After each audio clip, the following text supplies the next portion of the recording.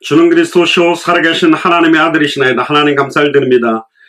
이사야 62장 1절에서 7절의 본문을 통하여 내가 너희의 성벽 위에 파수꾼을 세우리라는 2020년에 주신 내가 네 번째 주제를 통하여 우리에게 주신 파수꾼 사명이라는 제목으로 하나님의 말씀을 선포하기를 소원합니다. 오늘 저희들에게 우리에게 주신 파수꾼의 사명이 무엇인지를 재확인하는 최고의 시간표가 될 수 있도록 인도하여 주옵소서. 감사를 드리며 승리하신 주 예수 그리스도 이름으로 기도드리옵나이다. 아멘. 우리가 2020년에 이사야 62장 1절에서 12절 본문을 통하여 만민을 위하여 길을 들다라는 제목으로 시작을 했습니다. 그러면서 그 이사야 62장 1절에 12절에 9가지 정죄의 소주제를 가지고 말씀을 드리고 있는데 금요일마다 지난번 첫 번째는 뭇 왕이 다 내 영광을 볼 것이요 우리에게 임한 하나님의 영광. 두 번째는 여호와의 입으로 정하실 새 이름이 될 것이요 우리에게 주신 새 이름에 대해서. 세 번째는 여호와의 손에 아름다운 왕관이 될 것이요 우리에게 주신 이제 왕관. 그리고 네 번째는 내가 너희의 성벽 위에 파수꾼을 세우리라. 우리에게 주신 파수꾼 사명에 대해서 네 번째, 우리 금요일마다 메시지를 나누고 있습니다. 그래서 오늘 하나님께서 우리의 성벽 위에 파수꾼을 세우겠다라고 말씀했습니다. 우리에게 주신 파수꾼 사명에 대해서 확인하면 좋겠습니다. 보통 이제 목회자들도 종류들이 조금 있는 것 같습니다. 주의 종들도. 씨를 뿌리면서 파종의 사명을 가지고 개척들을 해나가는 그런 목사님들도 있고, 또 이제 싹이 났는데 그 싹이 난 그 교회의 여러 가지 응답들에 양분을 주고 물을 주고 이렇게 가꿀 수 있어서 교회를 좀 양육하고 성장시켜내는 주의 종들도 있고, 또 교회가 이제 안정되어져서 거기로부터 이제 열매들을 따서 추수를 하는 그런 경우가 있는 것 같습니다. 특히 이제 전에 우리 최순식 장로님, 우리 삼촌 되시는 목사님도 6교회인가 이렇게 세우셨다고 그러는데요. 개척교회가 쉽지 않는데 이렇게 6군데를 이렇게 세우는 그런 목회자들도 있습니다. 그것 때문에 또 6군데 교회가 지금은 교회가 안정되고 많이 성장된 교회들이 있다고 그러고, 또 교회가 굉장히 많은 시험이나 어려움이나 문제들을 가지고 있는 교회에 가서 그 어려움들을 잘 화합시켜서 교회가 안정되게 하는 목사님들도 있고, 또 굉장히 조용하고 평안하게 이제 조건이 준비된 교회들을 통해서 많은 열매들을 따서 거두는 그런 목회자들도 있는 것 같습니다. 근데 이제 시대적으로 좀 본다면 이제 개교회를 양육하고 개교회를 성장시키는 그런 사명보다도 200개 나라와 2000개가 넘는 미전도 부족 국가를 향해서 시대적인 하나님의 사명과 하나님의 언약을 경고하고 각 교회들을 깨워내는 그런 파수꾼의 역할을 하는 주의 종과 교회들도 지금 필요한 시대가 왔습니다. 굉장한 은혜의 시대이면서도 어떤 면에서는 너무나 풍요로운 부분에 자만하고 교만하고 안주하고 나타하고 안일하게 있는 교회들이 너무 많고 그런 목회자들이 많기 때문에 영적으로는 그 굉장한 풍요로움 속에 완전한 음란과 타락과 변질들이 녹아져 있는데 그걸 정확하게 보지 못하고 있고, 많은 사람들이 눈물을 흘리고 감동을 받고 환호하는 설교가 있지만 그 설교의 핵심 속에 예수가 왜 그리스도인지에 대한 원석적인 핵이 빠져있는 설교가 난무하는 시대가 와 있습니다. 그래서 하나님이 우리에게 주신 파수꾼 사명을 특히 우리 예수사랑교회는 하나님이 주시지 않았을까. 영어로는 파수꾼이 워치맨이라고 그러는데요. 워치라는 말은 쳐다본다라는 거고 막 이렇게 쳐다보는 사람이라는 뜻이죠. 우리 히브리어로는 초페라고 부르는데요. 먼 곳과 가까운 곳, 안과 밖을 응시하고 볼 수 있는 사람을 파수꾼이라고 그럽니다. 그리고 적들이 몰려오는지 안 오는지 망을 보는 사람이 파수꾼입니다. 근데 적이 오는 거를 잘 보는 역할도 해야 되지만 적이 몰려올 때 성 안에 있는 사람들을 빨리 일으켜 깨워서 그 적들의 침공을 대비할 수 있도록 일깨우는 역할이 사실은 파수꾼에게 같이 있는 것입니다. 저희들이 이제 특전사에서도 이제 굉장히 많은 훈련이 있지만 이제 간혹은 이제 부대 생활을 하면 부대 울타리 초소들을 이렇게 경계 근무를 하는 걸 합니다. 그러면 이제 주로 이제 누가 뭐 그 군 부대를 이렇게 넘어 들어오겠습니까? 그런 일은 대부분 없어요. 근데 너무 피곤하니까 이제 거기서 이제 몰래 이제 조는 그런 경우도 있고, 또 안 그러면 거기 근무 쓰면서 막 담배 피는 친구들도 있고, 둘이 앉아가 잡담하고 그러니까 이제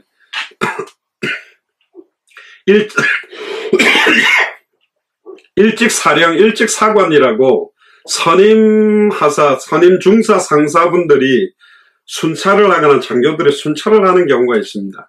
근데 이제 근무 중에 앉아가지고 잡담하고 있거나 뭐 담배 피고 있을 때 딱 걸리면 이제 징계가 있겠죠. 그러니까 이 특전사 초소 근무가 바깥을 보는 것보다는 이 순찰자가 어디서 오나 그걸 쳐다보는 경우가 참 많아요. 그러니까 원래의 사명은 놓치고, 아이고 오늘 그 누가 그 원래 그 조용히 막 와가지고 탁 잡는 그런 사관들이 있거든요. 그러니까 이게 겉에서는 저기 뭐 하는 건가 모르지만 안에서는 좀 웃긴 일이죠. 파수꾼은 먼 곳을 응시하면서도 바깥 현장을 보면서도 동시에 우리의 안을 볼 수 있어야 됩니다. 우리 예수사랑교회 안의 상태를 보고 바깥 상태도 같이 볼 수 있는 눈을 가지고 있는 사람들이 파수꾼의 역할을 할 수 있는 거고, 망을 보는다라는 말 자체는 우리의 싸움의 대상이 있다는 걸 알아야 됩니다. 근데 재미난 거는요, 바깥에서 많은 공격들이 오는 것들은 보통은 다 너끈히 견뎌냅니다. 근데 한 나라가 무너지거나 한 조직이 무너질 때 보면 안에 있는 내분, 어떤 면에서는 적과의 동침, 안에 굉장히 큰 역할을 했던 사람들이 변질되고 중요한 걸 놓치면서 무너지는 경우들도 대부분 많거든요. 그래서 오늘 파수꾼의 사명, 특히 하나님께서 우리에게 주신 파수꾼 사명에 대해서 우리의 성벽 위에 하나님께서 파수꾼을 세워놓겠다라고 이야기를 했습니다.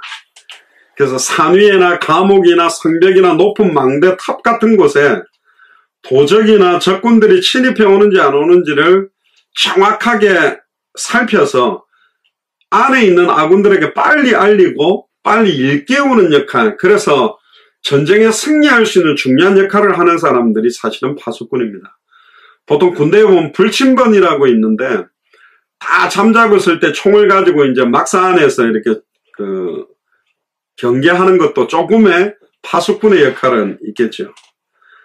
특히 사무엘하 18장 24절에서 27절에도 보면 때에 다윗이 두 문 사이에 앉았더라. 파수꾼이 성문 위에 올라가서 눈을 들어보니 어떤 사람이 홀로 다름질하는지라. 파수꾼이 외쳐 왕께 구하며 왕이 가로되 저가 만일 혼자면 그 입에 소식이 있으리라 할 때에 저가 차차 가까이 오니라. 파수꾼이 본즉 한 사람이 또 다름질하느니라.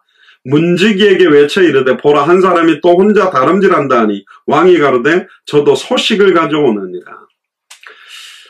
사무엘하 18장 24절에서 27절에 보면 또 재미난 이야기를 하는데요. 다윗 왕이 있는 시대에 파수꾼은 또 어떤 걸 분별할 수 있어야 되냐면 적들이 몰려오는 것인지 중요한 소식을 가지고 오는 사람인지도 구분할 수 있을 정도의 영적 분별력이 있어야 됩니다. 우리 성으로 다가오는 모든 사람들이 적군만 오는 것은 아니지요.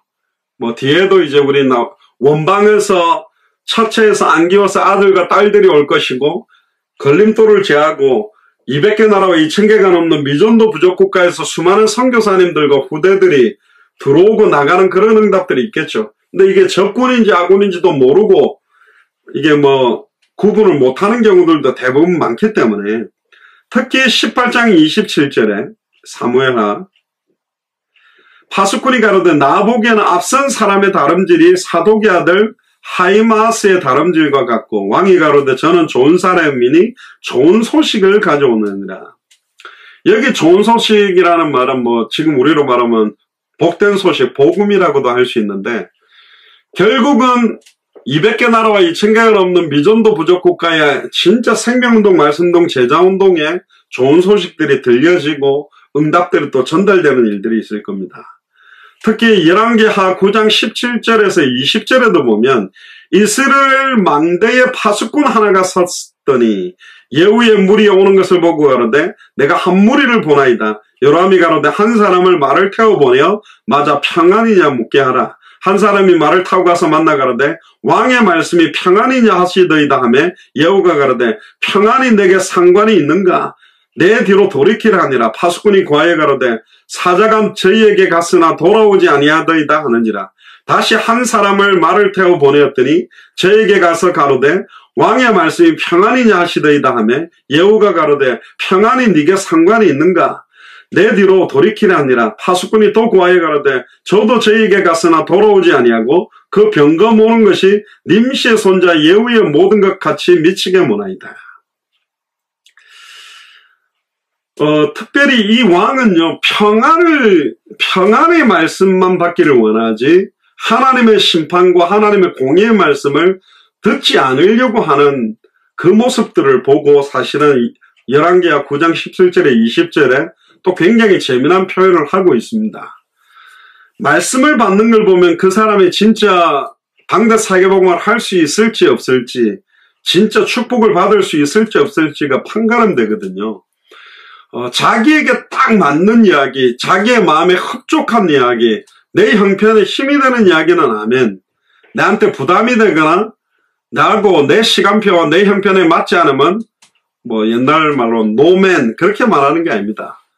하나님이 주시는 말씀은 평안의 말씀이든 공의의 말씀이든 하나님의 음성으로 듣는 자들이 내가 진짜로 하나님의 뜻에 합당하게 인도받는다면 평안의 말씀이 내게 응답이 될 것이지만 내가 안주하고 나태하고 아니라고 많은 것들을 잃어버린 상태에서는 평안의 말씀이 독이 될 것이고 경고의 말씀과 심판의 말씀과 공의의 말씀이 나를 일깨우고 회개하고 하나님의 언약과 하나님 뜻에 온전히 나아갈 수 있는 축복의 말씀이 되는 겁니다.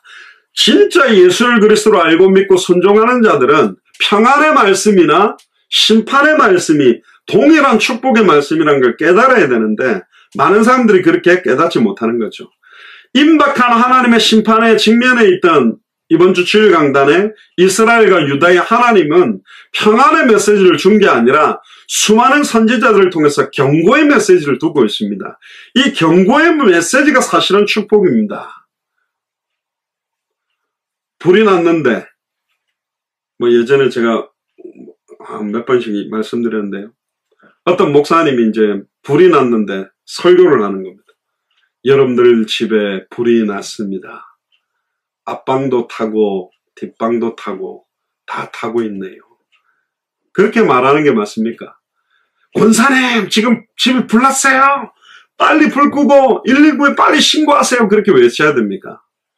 사실은 경고하는 것 자체가 문제가 아니에요. 자동차를 몰고 가는데 기름이 없는 사인이 딱 들었는데 그걸 문제라고 생각하면 안 돼요. 이제 여자분들은 불이 들어오면 아이고 이거 가다가 스쳤다가 그때부터 불안해하는데 아닙니다.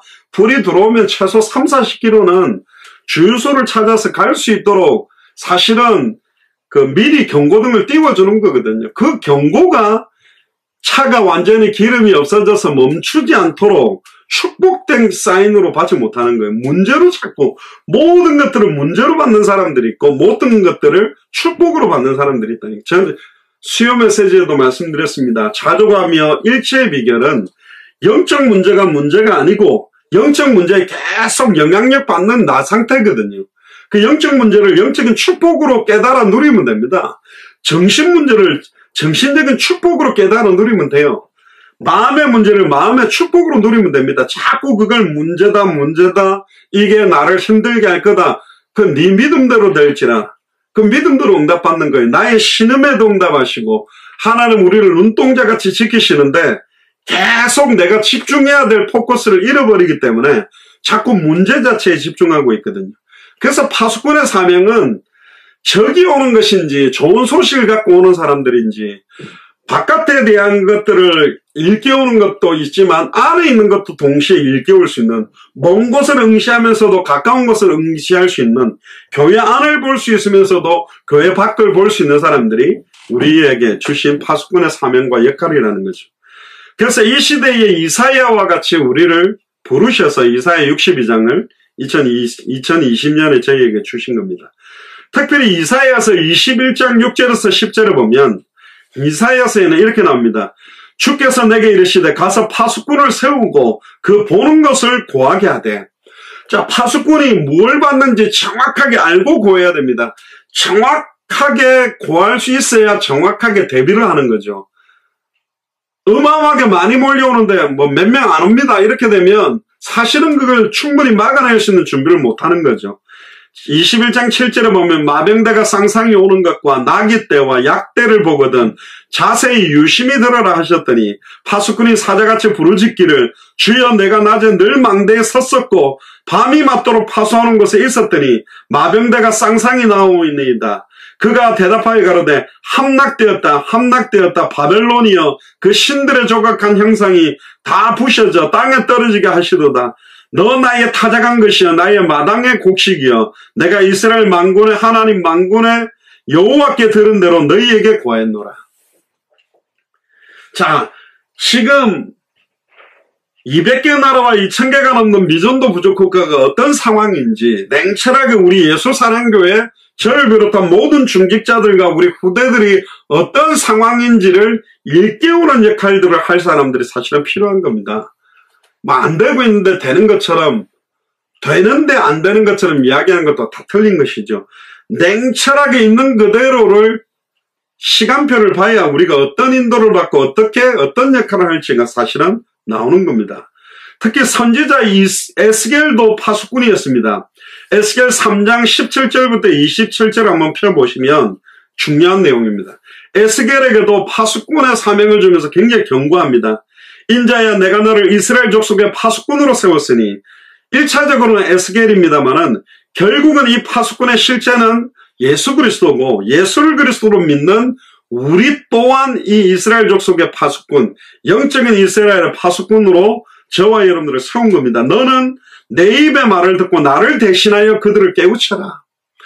하나님을 대신해서 깨우쳐야 되는 사명을 갖고 있는 사람들이 파수꾼이라니까요. 근데 지금 적이 몰려오고 결국은 수많은 적군들이 몰려오고 이 상태로 가다가는 우리가 모두 다 멸망하고 완전히 포로로 잡히게 될 지경에 놓였는데 파수꾼이 아무런 경고를 하고 있지 않는다. 200개 나라와 2000개가 넘는 미전도 부족 국가의 강단에서 창세기부터 계시록까지 어느 본문을 열어도 그리스도가 밝게 드러나도록 초대교회는 증언했는데 날마다 성전에 있든지 집에 있든지 예수는 그리스도라고 밝게 증언해야만 그 교회의 안과 밖이 살 것인데 그렇게 되지 않는 목회자들과 교회를 향해 파수꾼의 사명으로 하나님을 대신해서 그들을 깨우쳐야 되는 게 2020년에 저희들에게 주신 사명이라니까요. 18절에 보면 가령 내가 악인에게 말하기를 너는 꼭 죽으리라 할 때에 네가 깨우치지 아니하거나 말로 악인에게 일러서 그 악한 길을 떠나 생명을 구원케 하지 아니하면 그 악인은 그 죄악 중에 죽으려니와 내가 그 핏값을 네 손에서 찾을 것이다. 네 주변의 악인들, 여기서 말하는 악인은 불신자, 우상숭배자, 종교인, 심지어 교회에 왔지만 복음을 많이 들었지만 진짜 예수를 그리스도로 알고 믿고 순종하지 않는 자들을 악인이라고 말합니다. 그 악인들을 깨우치지 아니하고 그들이 멸망하면 그 핏값을 너에게 찾겠다. 그러니까 사실 이게 목회자들에게 일체적인 두려운 겁니다. 10,000명, 10만 명을 자랑할 게 아니라 10,000명 가운데 10만 명 가운데 이 복음을 정확하게 깨닫지 못한 사람들이 얼마나 많은가를 돌아본다면 너무너무 두렵고 떨게 되고 밤에 잠이 안 와야 된다니까요. 지금 이 사람 한 사람 한 사람이 5년, 10년을 교회 다니는데 아직도 복음을 모르고 아직도 복음을 전할 수도 없고 아직도 생명운동 일어나지 않고 아직도 말씀운동 못하고 아직도 제자운동을 못하는 상태라면 이게 심각한 경고의 상태라는 거예요. 19절에 보면 네가 악인을 깨우치되 그가 그 악한 마음과 악한 행위에서 돌이키지 아니하면 그는 그 죄악 중에서 죽으려니와 너는 네 생명을 보존하리라. 악인에게 복음을 전하지 않아서 망하면 핏값을 우리에게 취하지만 우리가 왜 예수가 그리스도인지를 깨우치도록 정확하게 전했는데 그 악인이 깨우치지 않고 죽으면 우리하고는 핏값이 필요 없다. 그래서 200개 나라에 속히 이 복음이 다 빨리 정확하게 증언될 수 있도록 그 각 나라마다 빠르게 파급시킬 수 있도록 하나님이 예비해 놓은 합당한 자, 평안을 받을 자, 옥토를 찾는 게 우리 예수사랑교회 파수꾼의 사명입니다. 2020년에 그 깃발을 들려고 가는 겁니다. 네팔에 우리 코이노니아 파탕교회 그 깃발을 들고 온 겁니다. 또 뭐 아라드나간에 또 뭐 스리스티 교회 이런 데 깃발을 저희들이 들고 온 거예요.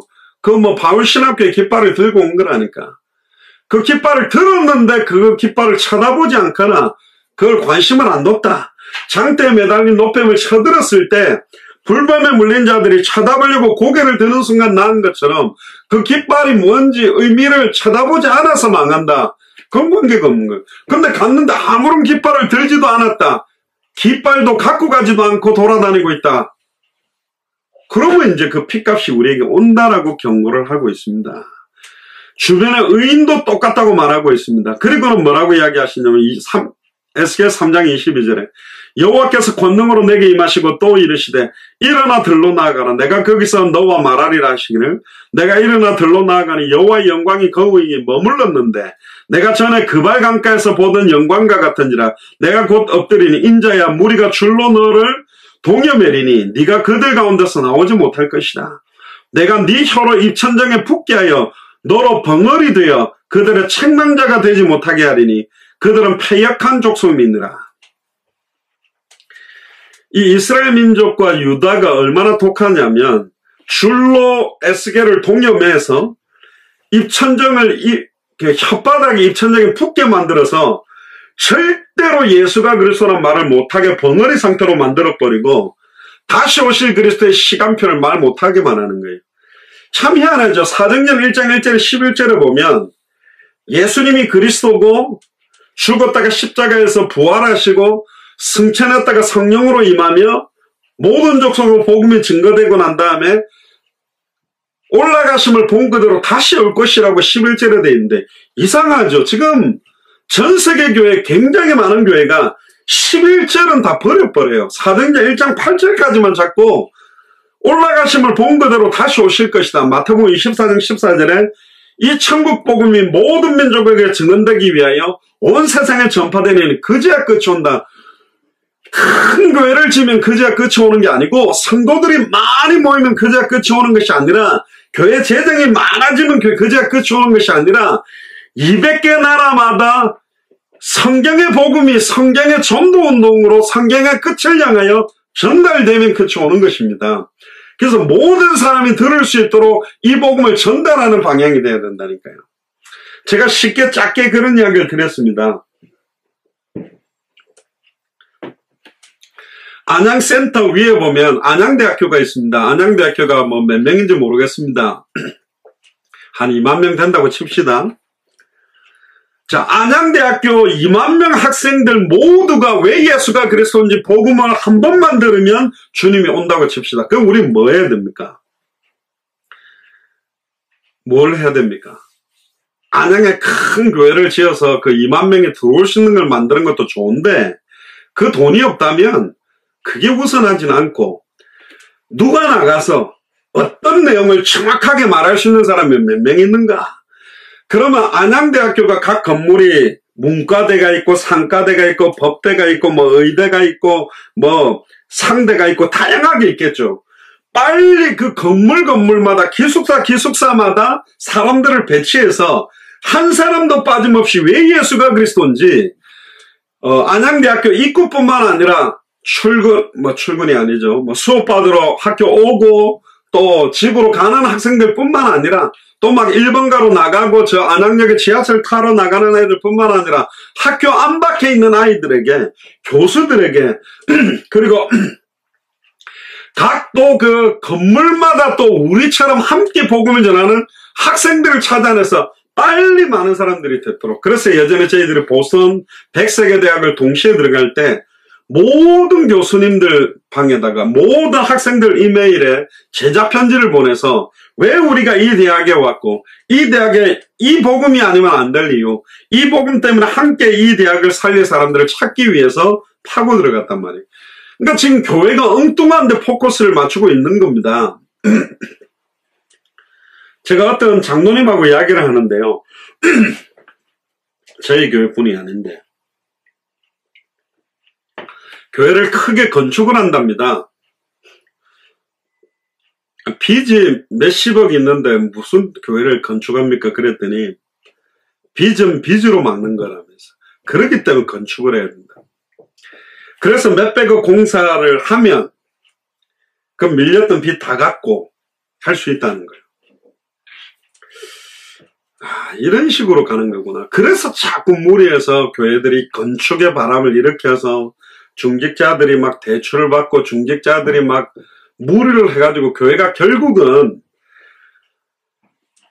생명운동 한 명 안 하고 말씀운동 한 군데도 안 하고 제자 한 명도 안 세우고 교회 건축하는데 일평생을 들이다가 비참하게 인생을 마감하고 가는 거구나. 그럼 천국 가서 너 뭐 하다가 왔냐? 300억 교회 건축 생명 걸고 하다가 왔습니다. 이제 그렇게 이야기를 하겠죠.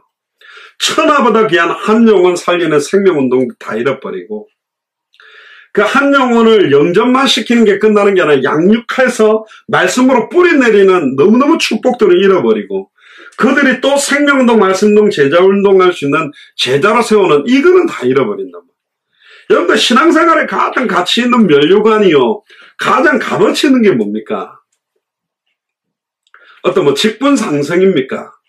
큰 교회에서 내가 목회자다, 내가 중직자다 그런 폼을 잡고 앉아있으면 내 신앙생활이 굉장히 이렇게 멋있게 된 겁니까? 아니거든요. 진짜로 중요한 것들을 지금 다 잃어버리는 시대가 온 겁니다. 그래서 처서회처럼 에스겔의 입천정을 붙여가지고 아예 벙어리 되게 만들어서 책망자가 되지 못하게 만드는 거예요. 자꾸 저 에스겔 저 이상한 소리 했었고 말이야. 자꾸 우리 보고 망한다 그러고 회개하는데 저 입 좀 다물어. 그들이 패역한 족속이 된 겁니다. 무슨 다시 오실 그리스도 무슨 마라나타요 뭐 시한부족 말이야. 죄송합니다.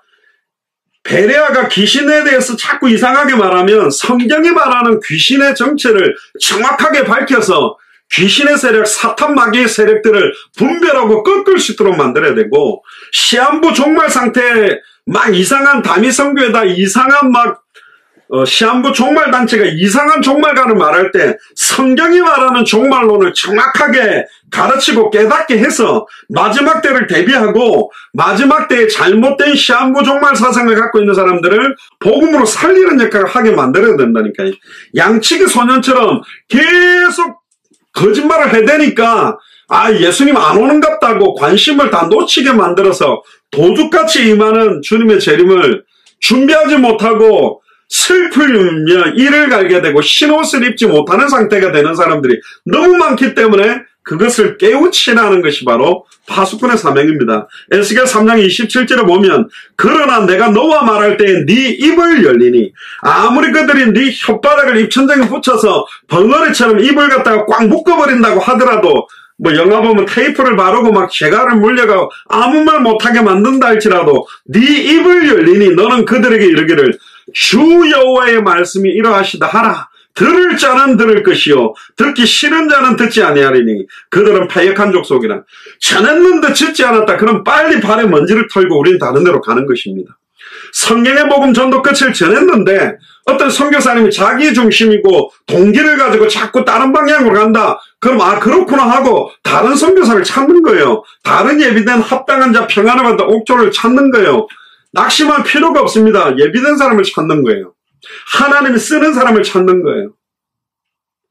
딱 던져보면 아는 겁니다. 맞는 줄 아는데 아닌 경우도 있고 아닌 줄 아는데 맞는 경우도 있고 30배 맺는 분도 있고 60배 맺는 분도 있고 100배 맺는 분도 있기 때문에 특히 에스겔 33장 1절에서 보면 여호와의 말씀이 내게 임하여 가라사대 인자야 너는 네 문족에게 고하여 일러라. 가령 내가 칼을 한 땅에 임하게 한다 치자 그 땅 백성이 자기 중에 하나를 택하여 파수꾼을 삼은 그 사람이 칼이 그 땅에 임함을 보고 나팔을 불어 백성에게 경고하되 나팔 소리를 듣고 경배하지 아니하므로 그 임하는 칼에 재함을 당하면 그 피가 자기 머리로 돌아갈 것이다.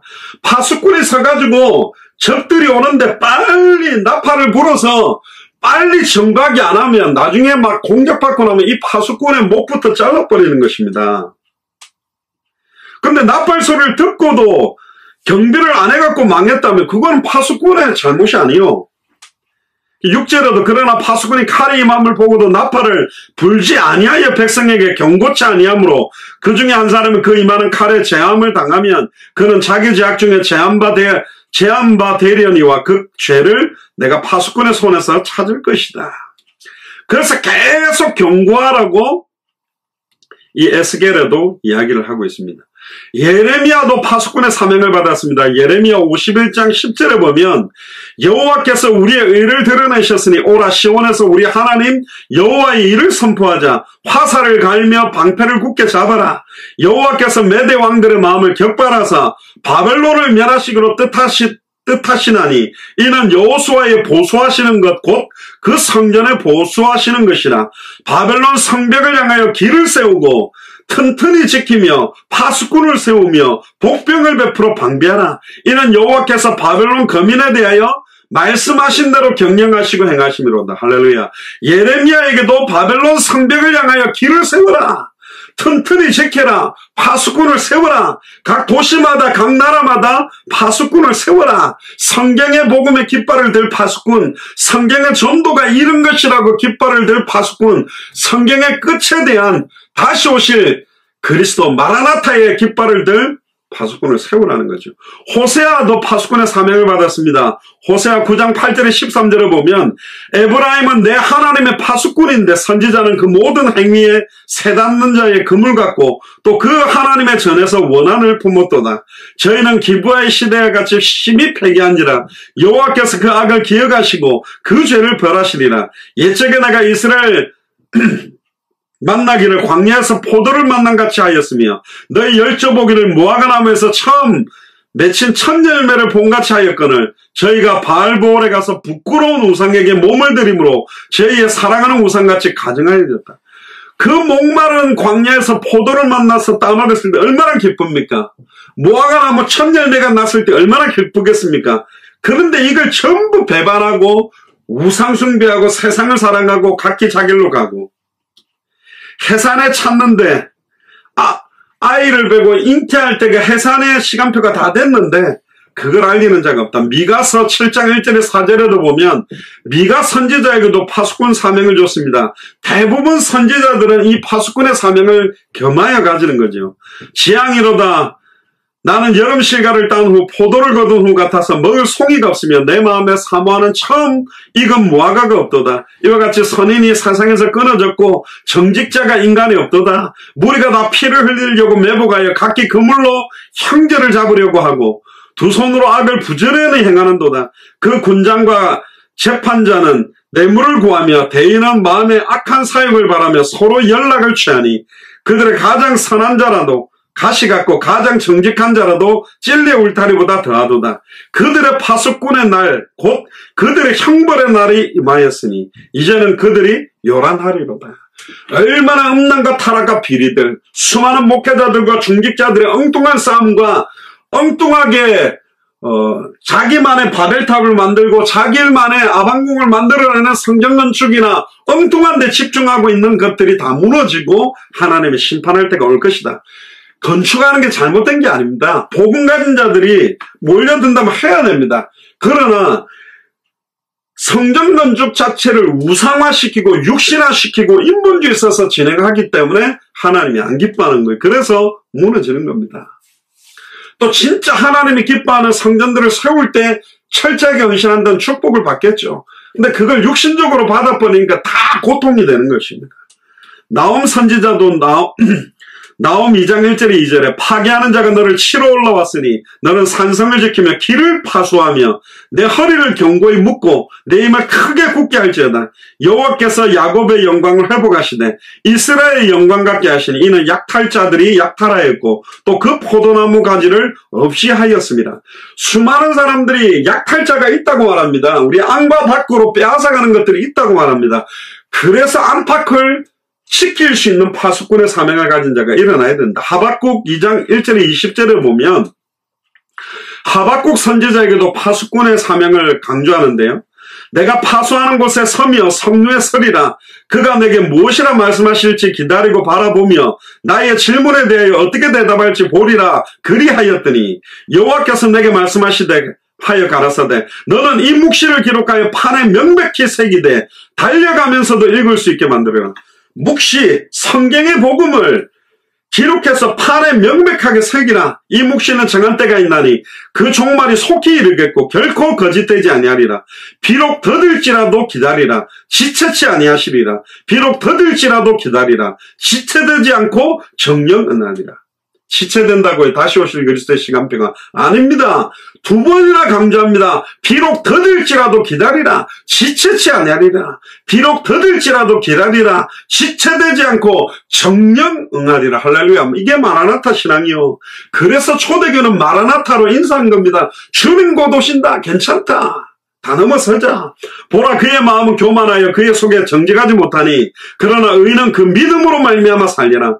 그는 술을 즐기며 괴일하며 교만하여 가만히 있지 아니하고 그 욕심을 음부처럼 넓히며 또 그는 시랑 같아서 족한 줄을 모르고 자기에게로 만국을 모으며 만민을 모으니 그 무리가 다 속담으로 그를 평론하며 조롱하는 시로 그를 풍자하지 않겠느냐. 곧 이를 화 있을진저 자기 소유 아닌 것을 모으는 자여. 언제까지 이르겠느냐. 볼모로 잡은 것으로 무겁게 짚는 자여. 자기 백성 아닌 자들을 끌어모으고 모아놓은 사람들에게 수많은 무거운 짐을 지게 만들어가지고 고통을 주고 있는 주의 종과 목회자들도 너무 많다. 너를 물개들이 호련히 일어나지 않겠느냐. 너를 괴롭게 할 자들이 깨지 않겠느냐. 네가 여러 나라를 노력하였으므로 그 모든 민족의 남은 자가 너를 노력하리니 이는 네가 사람의 피를 흘렸으며 또 땅의 성읍에 그 안에 모든 거민에게 강포를 행하였습니다. 너무나 많은 사람들이 복음 들으려고 몰려왔는데 정말로 성경의 복음, 왜 예수님이 그리스도인지를 전하지 않고 예수님을 엘리야처럼, 예수님을 예레미야처럼, 예수님을 세례요한처럼, 예수님을 선지자 중에 하나처럼 선포하는 자들이 너무 많다. 9절에 재앙을 피하기 위하여 높은 데 깃들이려 하며 자기 집을 위하여 불의의 일을 취하는 자에게 화 있을진저 자기 배만 채우는 주의 종들과 사역자들과 선교사들이 너무 많다. 네가 여러 민족을 멸한 것이 네 집에 욕을 부르며 너로 내 영혼에게 죄를 범하게 된 것이 되었도다. 담에서 돌이 부르짖고 집에서 들보다 응답하리라. 피로 읍을 건설하며 불의로 성을 건축하는 자에게 화 있을진저. 불의로 성을 건축하는 자, 피로 읍을 건설하는 자. 영적으로 보면요, 엉뚱한 걸 하고 있는 겁니다. 민족이 볼 탈 것으로 수고하는 것과 열국이 헛된 일로 곤비하는 것이 되는 것이 만군의 여호와에게 말미암음이 아니냐. 대저 물이 바다를 덮은 같이 여호와의 영광을 인정하는 것이 세상에 가득하리라. 물이 바다를, 짠물을, 민물이 덮었던 데가 노아 시대 때입니다. 그걸 물세례라 그럽니다. 그 물은 세례라 그래서 이 땅을 물세례로 한번 덮은 겁니다. 그러면 지금 200개 나라와 2000개가 넘는 미전도 부족 국가를 다시 한 번 더 세례를 하는데 이제는 물로 심판하지 않고 불로 심판하겠다. 성령의 불로 복음으로 덮는 것입니다. 내가 칼을 던지러 왔다, 불을 던지러 왔다. 그게 복음을 말하는 거예요. 어떤 면에서는 질병이 있는 사람들은 수술한 칼로 도려내야 되고 어떤 사람들은 아예 너무나 추악하고 더러운 것이 있다면 물로 깨끗하지 못하게 하는 건 불로 정결케 하고 불로 정결케 하지 못하는 것은 피로 정결케 한다. 복음만이 사실은 우리의 모든 추악하고 더러운 것들을 태워내는 것입니다. 그래서 15절에 이웃에게 술을 마시게 하되 자기의 분노를 더하여 그로 취하게 하고 그 하체를 드러내려 하는 자에게 화 있을진저. 네게 영광이 아니여 수채가 가득한즉 너도 마시고 너희 할례를 아니한 것을 드러내어 여호와의 오른손의 잔을 네게로 돌아올 것이라. 더러운 욕이 내 영광을 가리우리라.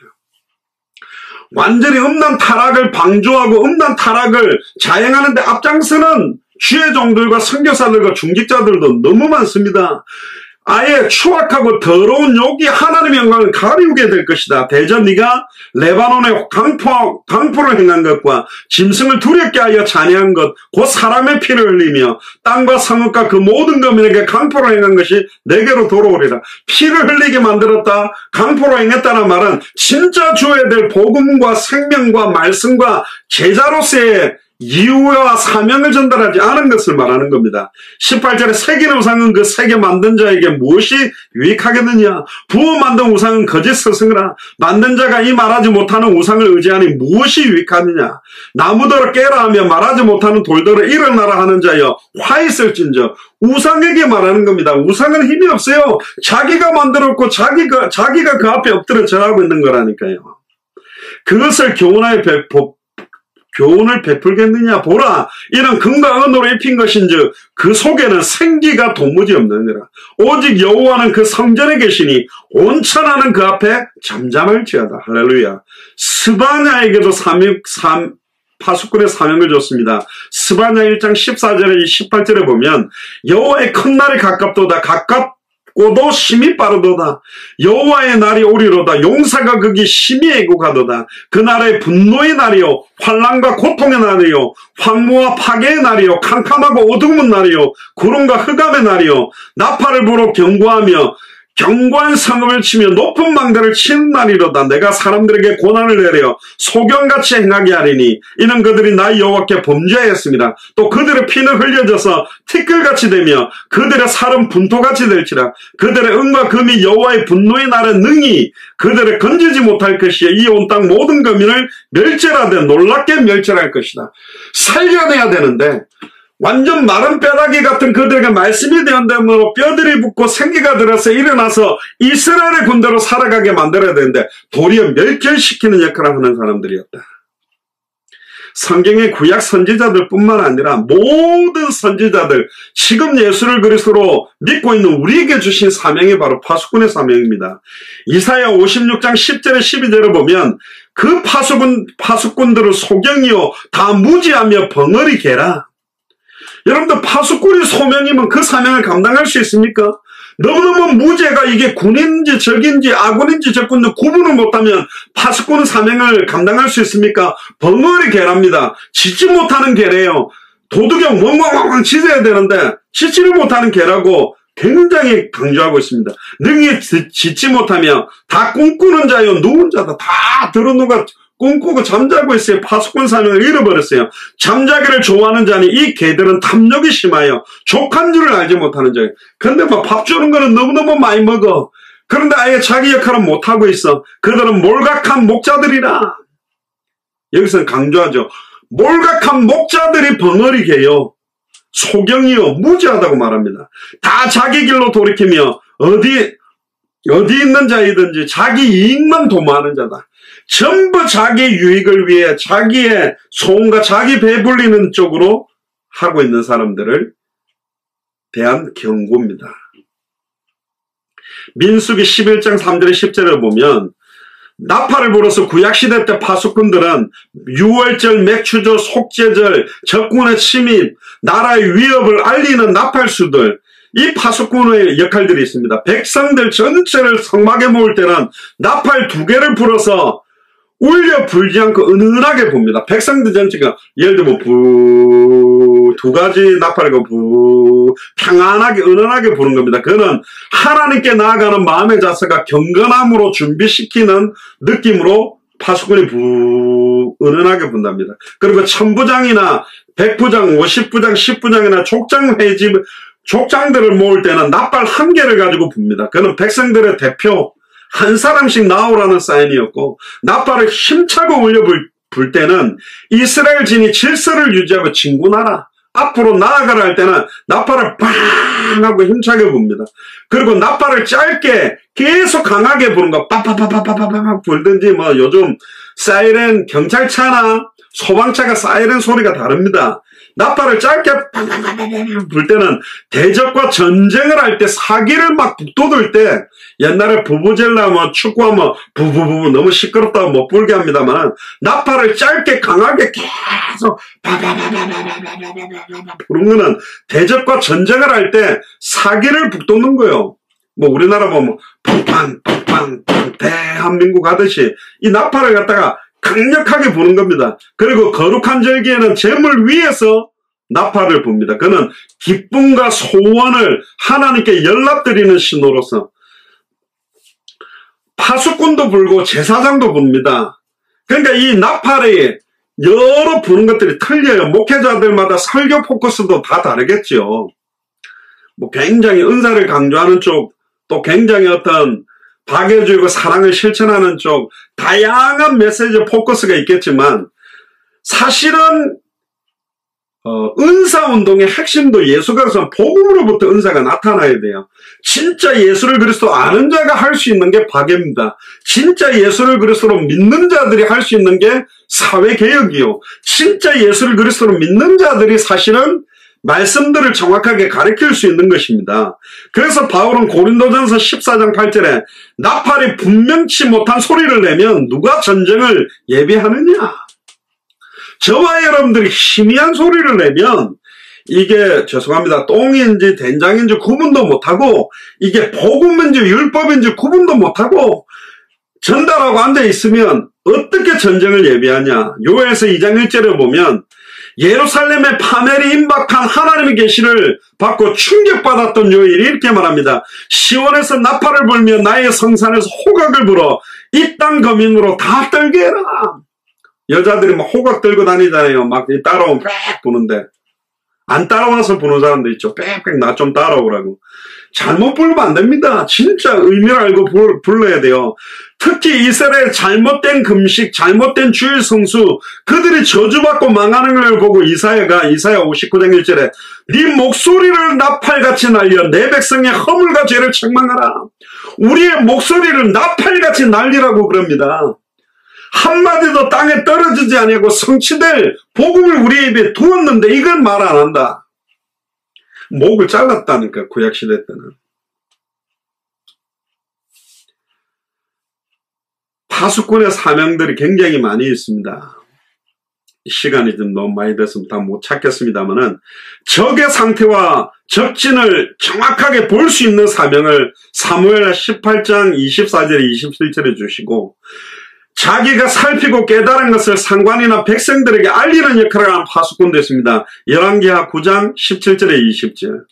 또 후방에 있는 백성들의 평안을 위해서 추위와 더위와 피곤과 잠을 이기고 수고하던 성도들의 평안을 위해 불철주야로 수고하는 역할을 하는 사람들이 파수꾼입니다. 느헤미야 4장 21절에 23절. 보초병이 성과 나라를 지키듯이 하나님의 나라를 지키는 겁니다. 그 하나님의 나라가 교회요. 하나님의 나라가 임한 우리의 가정, 하나님의 나라가 임한 우리의 학교와 직장을 지키는 겁니다. 시편 127편 1절에 여호와께서 집을 세우지 아니하시면 세우는 자의 수고가 헛되며 여호와께서 성을 지키지 아니하시면 파수꾼의 경성함이 허사로다. 저희가 일찍 일어나고 늦게 누우며 수고의 떡을 먹음이 헛되도다. 그러니까 파수꾼이 일찍 일어나서 늦게 누워야 되죠. 파수꾼이 아침을 왜 기다립니까? 그 밤이 맞도록 막 2시, 3시 막 피곤한 시간이 넘어갈 때가 육신적으로 피곤한 때죠. 그런데 딱 해가 뜨면 그때 다 일어났을 때는 이제는 함께 지킬 수 있기 때문에 불침번도 그 다음 사람 딱 깨우러 가는 시간 될 때 너무 기쁘잖아요. 근데 안 일어나면 막 두들패기도 하고. 고참이 네가 좀 더 서 그러면 계속 뒤에 고참이 있으면 3시간 4시간 연장 그냥 온라이트로 막 세면서 쫄뱅이 그냥 서너 시간씩 5시간씩 혼자 그냥 밤새면서 지내는 경우도 있습니다. 시편 130편 6절에 보면 하나님의 계획하신 새로운 날의 아침을 기다리는 것이 파수꾼의 사명입니다. 우리에게 새로운 아침이 올 거예요. 다시 오실 그리스도께서 오시면 여호와 시편 130편 1절에서 6절에 보면 여호와여 내가 깊은 데서 주께 부르짖었사이나이다. 주여 내 소리를 들으시고 나의 간구하는 소리에 귀를 기울이소서. 여호와여 주께서 죄악을 감찰하신진데 주여 누가 서리이까? 그러나 사유하심이 주께 있으면 주를 경외케 하심이니이다. 나 곧 내 영혼이 여호와를 기다리며 내가 그 말씀을 바라는도다. 파수꾼이 아침을 기다림보다 내 영혼이 주를 더 기다리니 참으로 파수꾼의 아침을 기다림보다 더하도이다. 이스라엘아 여호와를 바랄지어다. 여호와께서는 인자하심과 풍성한 구속이 있습니다. 저가 이스라엘을 그 모든 죄악에서 구속하시리로다. 초림 예수 그리스도를 기다리는 것과 재림 예수 그리스도를 기다리는 것이 함께 들어있는 겁니다. 우리는 다시 오실 그리스도의 시간을 바라보며 그 첩경을 예비하는 겁니다. 세례 요한은 초림 예수님의 지름길 첩경을 예비했다면 우리는 다시 오실 그리스도의 200개 나라마다의 지름길을 예비하기 위해서 뛰는 겁니다. 우리 교회 막 성도들이 와가 앉아있고 숫자가 늘어나는 게 부흥이 아니고 각 나라마다 그런 생명동 말씀동이 확산되는 것이 우리의 동일한 응답이죠. 그리고 사람들에게 정확한 영적인 때를 가르쳐주는 거고 어떤 상황들을 가르쳐주는 겁니다. 이사야 21장 11절에 12절에 보면 둥마에 관한 경고라. 사람이 세일해서 나를 부르되 파수꾼이여 밤이 어떻게 되었느냐. 파수꾼이여 밤이 어떻게 되었느냐. 파수꾼이 가로되 아침이 오나니 밤도 오리라.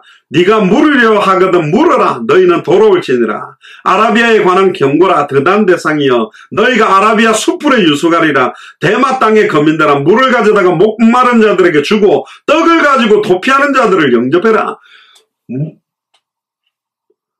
떡을 떼어주지 못해서 입천장에 붙었고 물을 주는 자가 없는 그들에게 이걸 주라는 것입니다. 그래서 이사야 62장 오늘 1절에서 12절까지 보면 절대로 잠잠하지 마라. 여호와께서 예루살렘을 세워 세상에서 찬송을 받게 하시기까지 하나님으로 쉬지 못하게 해라. 성문으로 나아가라. 백성의 길을 예배해라. 대로를 수축해라.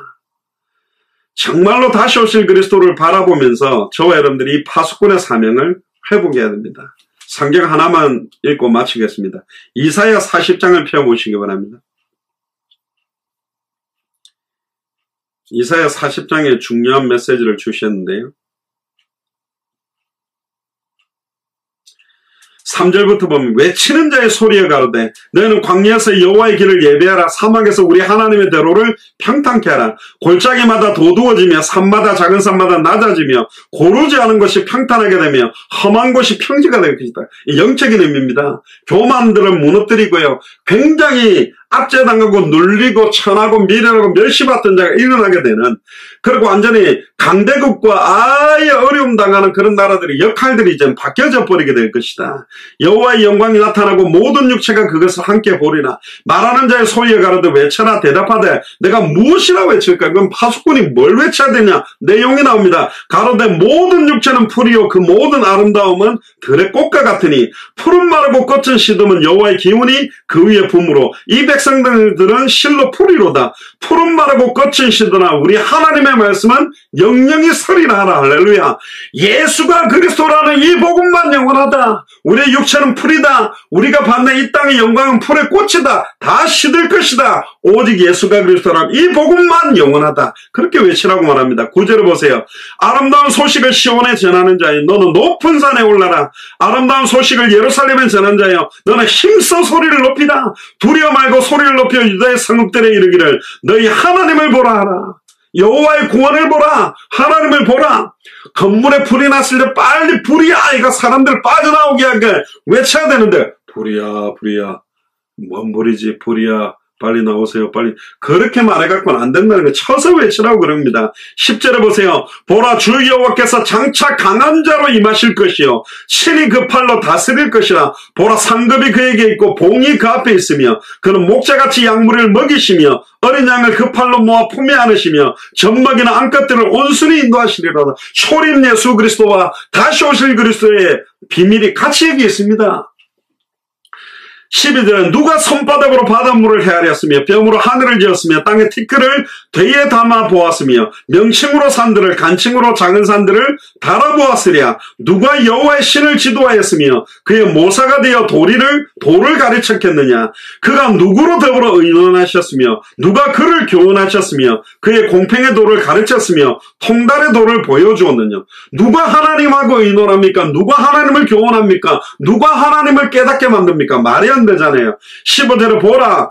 그에게는 열방은 통에 한 방울 물 같고 저울에 적은 티끌 같으며 섬들은 떠오르는 먼지 같으니 레바논 짐승들은 번제 소용에도 부족하겠고 그 삼림은 그 화목 소용에도 부족할 것이라. 그 앞에는 모든 열방이 아무것도 아니라 그는 그들이 없는 것 같이 빈 것 같이 여긴다. 미국 대단하지 않습니다. 유럽 대단하지 않다니까. 복음이 뭔지를 모르고 있어요. 전부. 그런즉 너희가 하나님을 누구와 같다 하겠으며 무슨 형상에 비기겠느냐. 우상은 장인이 부어 만들었고 장색의 금으로 입혔고 또 위하여 은사슬을 만든 것이니라. 궁핍 파여 이런 것들을 드리지 못하는 자는 썩지 않는 나무를 택하고 공교한 장인을 구하여 우상을 만들어 흔들리지 않도록 세우느니라. 너희가 알지 못하였느냐. 너희가 듣지 못하였느냐. 땅의 기초가 창조될 때부터 너희가 깨닫지 못하였느냐. 그런 땅 위에 앉으시니 땅의 거민들은 메뚜기 같으니라. 그가 하늘을 차이같이 펴셨으며 그의 천막같이 베푸셨고 귀인들을 패하시며 세상의 사사들을 헛되게 하시다니. 그들은 겨우 심겨졌고 겨우 뿌리 졌고 그 줄기가 겨우 땅에 뿌리를 박자 곧 하나님의 부심을 받고 말라 회오리 바람에 불려가는 초계 같도다. 거룩하신 자가 가라사대 그런즉 너희가 나를 누구에게 비기며 나로 그와 동등이 되게 하겠느냐 하시느니라. 너희는 눈을 높이 들어 주가 이 모든 것을 창조하였나 보라. 주께서는 수요대로 만상을 이끌어내시고 각각 그 이름을 부르시며 그의 권세가 크고 그의 능력이 강함으로 하나도 빠짐이 없느니라. 야곱아 네가 어찌하여 말하며 이스라엘이 네가 어찌하여 이르기를 내 사장은 여호와께 숨겨졌으며 원통한 것은 내 하나님에게서 수리하심을 받지 못한다느냐. 빨리 쳐서 외쳐야 되는데 영은 말 안 하고 하나님 먹을 게 없어요. 입을 게 없어요. 자꾸 육신적이고 세상적인 것 강구하고 있으니 네가 지금 이거 강구할 때가 아니라 네 주변에 왜 예수님이 그리스도인지 왜 너희들이 멸망받을 수밖에 없는지 어떻게 하면 하나님을 만나는지 어떻게 하면 죄와 사망의 몸에서 해방받을지 어떻게 하면 사탄에게 매여 고생하는 자들을 일평생 매여 종로로 하다가 승리할 수 있는지를 말해야 되는데 이 파수꾼의 사명의 내용은 말하지 아니하고 결국은 지금 내 현실 상황의 것만 하나님 앞에 부르짖고 왜 이걸 안 채워줍니까? 왜 이게 응답이 안 됩니까? 그거 하고 있느냐 이 말을 하는 겁니다. 28절은 너는 알지 못하였느냐. 영원하신 하나님 여호와 땅끝까지 창조하신 자는 피곤치 아니하시며 곤비치 아니하시며 명철이 한이 없으시며 피곤한 자에게는 능력을 주시며 무능한 자에게는 힘을 다하시나니 왜 피곤한 자입니까? 밤낮도록 텔레비전 보고 게임하고 이상한 짓에서 피곤한 자가 아니고 밤이 맞도록 깨어서 파수꾼의 사명으로 부르짖으면서 피곤한 사람들. 그리고 무능한 자에게 힘을 다한답니다. 파수꾼은 무능해도 괜찮아요. IQ가 낮아도 된다니까. 학벌이 없어도 돼요. 목소리만 크면 돼요. 정확한 목소리를 쳐서 외칠 수 있는 자에게 힘을 주시겠다는 겁니다. 30절에 소년이라도 피곤하며 곤비하며 장정이라도 넘어지며 자빠지되 31절을 같이 읽어봅시다. 오직 여호와를 앙망하는 자는 새 힘을 얻으리니 독수리에 날개치며 올라감 같을 것이요 다른 박질하 해도 곤비치 아니하겠고 걸어가도 피곤치 아니하리라. 어디로 다른 박질하는 겁니까? 빨리 깨우러 뛰는 겁니다. 곤비치 아니하는 거예요. 걸어가도 이것 때문에 200개 나라와 2000개가 넘는 미전도 부족국가 구석구석마다 현장으로 뛰어 들어가는데 안 피곤하게 만들겠다는 거예요. 맨날 쉬고 있는데 뭐 안 피곤하죠. 근데 많이 쉬어도 피곤하다니까. 결국은 하나님께서 우리를 성벽위의 파수꾼으로 세우시겠다. 200개 나라와 2000개가 넘는 미전도 부족국가가 보도록 세우겠다. 파수꾼이 섰는데 깃발을 안 갖고 섰다면, 파수꾼이 섰는데 벙어리라면, 파수꾼이 섰는데 눈먼자라면 아무런 소용이 없는 거예요. 우리에게 주신 파수꾼의 사명을 깨닫고 2020년 하나님 앞에서 간절히 기도하고 저와 여러분들이 어떤 시작을 해야 될지 재확인하게 되기를 주의 이름 축복합니다. 기도하겠습니다. 지금은 우리 주 예수 그리스도의 은혜와 하나님의 크신 사랑하심과 성령님의 내주인도 역사교통 충만하심이 내가 너희의 성벽 위에 파수꾼을 세우리라. 그 약속대로 우리에게 주신 파수꾼의 사명을 깨닫고 단 한 번밖에 없는 얼마 남지 않는 우리의 시간표를 허비하지 아니하고 가장 값어치 있게 사용하기로 결단하는 우리 예수사랑교회 모든 교육자들과 중직자들과 성도들과 우리 후대들 머리 위에 함께 동력하고 있는 모든 선교사님들과 그 나라 위에 아직 우리와 연결되지 않은 200개 나라와 2,000개가 넘는 미전도 부족 국가의 모든 합당한 자 평안을 받을 자 옥토와 같은 주의 종들과 선교사님들과 중직자들과 그의 현장 위에 징후로부터 영원토록 항상 함께 계실지어다. 아멘. 네, 하나님께 감사의 영광의 박수를 돌리고 마치겠습니다. 감사합니다. 마쳤습니다.